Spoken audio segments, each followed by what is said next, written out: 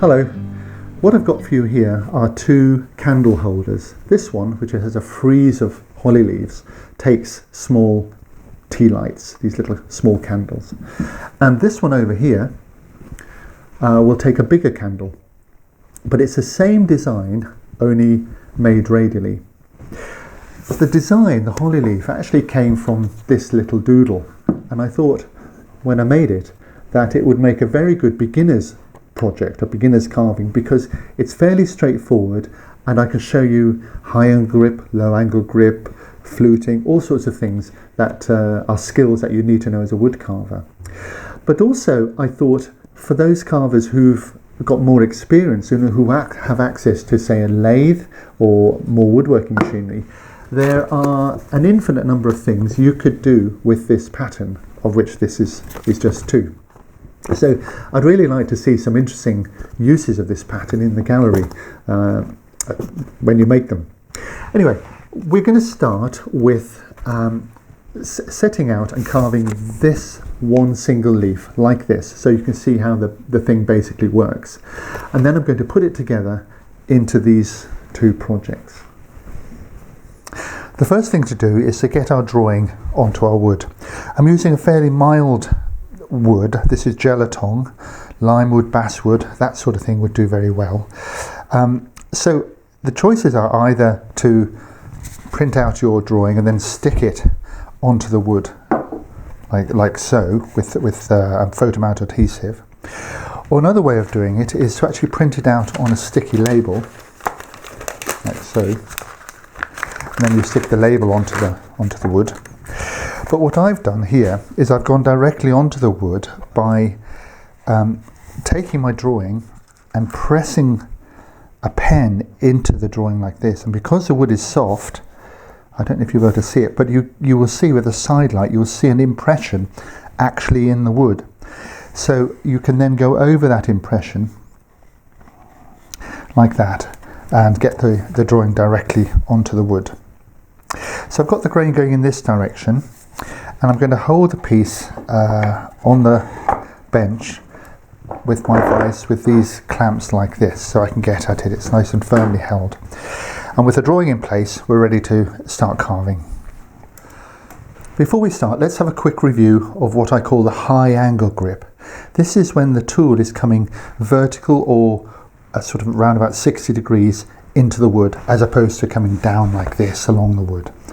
So this high angle grip is one I don't change hands with, and my dominant hand I have down on the blade, and I have I'm sort of pinching it between my two fingers, my finger and my thumb here, and I've got my middle finger up against the back here. So these fingers are on the wood, they're actually on the wood, and these two are free. Can you see that? So I'm gripping the tool and supporting it with this middle finger down there like that. I'm not out here like so, I'm in close, and this hand is just holding the handle and is able to turn it like this, and often I put my thumb on the top there like that. So I'm fairly close, and for pushing down into the wood I bring my shoulder in. What I don't do is just try and push it with my hands like this. I try and get my body weight behind like so. So this hand at the bottom can push with the thumb, or you can pull with the finger, and this hand at the top can turn. So between the two we get quite a variety of movements. You'll have to adjust your fingers as you go around, but that's essentially the high angle grip, like that.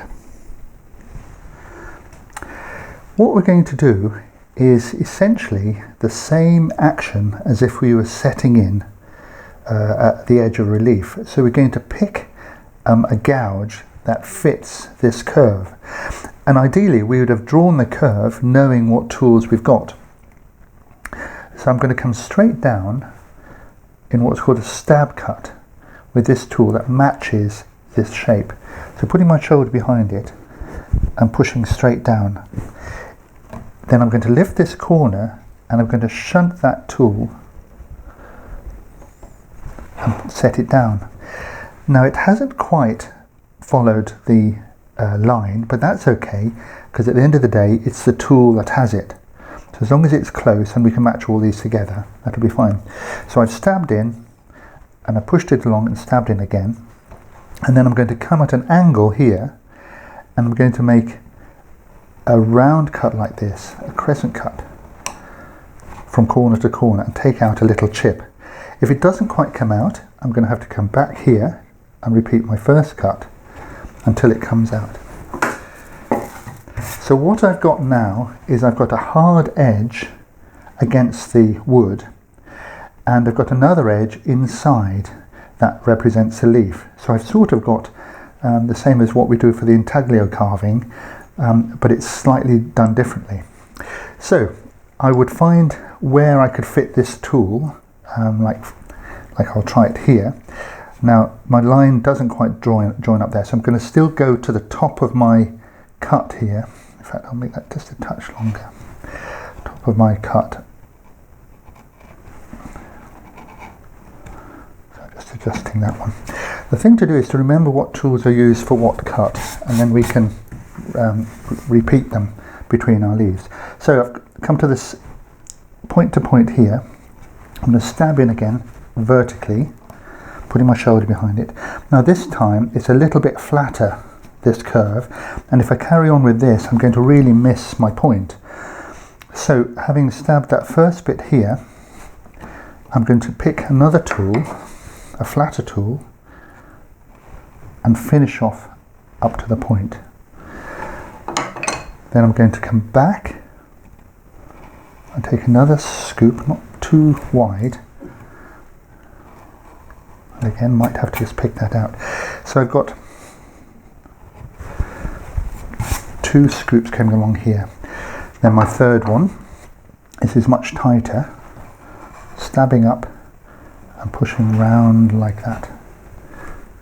And then I take a nice crescent cut. So it's deeper in the middle here and shallower towards the point. And here I've got one more that's like this, but then I need to go flatter again, like so. So take a scoop out of here. And if I wanted to, I could just continue that up a little bit, that scoop. And the trick is to try and match everything as we go along and keep it all as clean as possible. On something like on this side, we can start off with the matching like so, but there's quite a long flat part. So what I would do is I would now go to my flat gouge, pick it up, and then do this what's now called slicing. So I'm actually pulling the tool along, pushing it like this with my finger there, and creating a slicing cut. So instead of matching, in other words picking the tool that matches the curve, I'm actually making the curve by pushing this edge along like a knife. So I slice out there. So this is quite precise sort of work, but I think that's what makes it a really good exercise. So try and just use the corners like this, so it's almost like just the weight of the tool that's pulling up any last fibres. I'm pulling this one around, so this one is slicing, even though it's a quicker gouge, so I can make this bit of the cut. And then I'm going to pick up the edge with a flatter gouge and finish off that arc. So what I want is that all these lines, that's the inside line here and the outside line, are what we call sweet, in other words nice and fluid and cleanly done. Over here, for example, this curve is really slow, so I might use my wider gouge here like this and just slice that. See, I'm pushing like that with my thumb and coming round and turning the handle